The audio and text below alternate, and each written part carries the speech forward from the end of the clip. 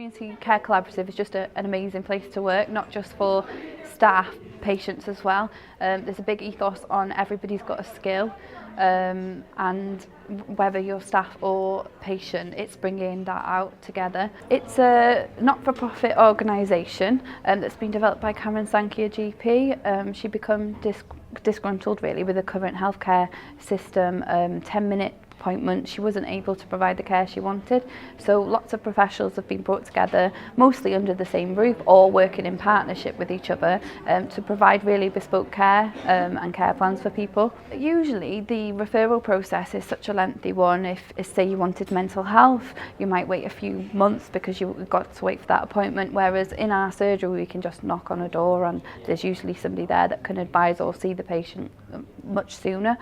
So I think wasting time has been reduced. We're not wasting as much time. So in terms of homelessness, previously there was just the care hub on the Friday, so Karen will go along to that as a GP, and there's lots of other professionals present, but now they can actually come into the surgery to us. The ones who are perhaps looking to get more support and they do want to make a change or do things a bit differently, they come in, we can do a full health assessment, develop a care plan and then actually put it into place. So I just think it means that there is somewhere they can go.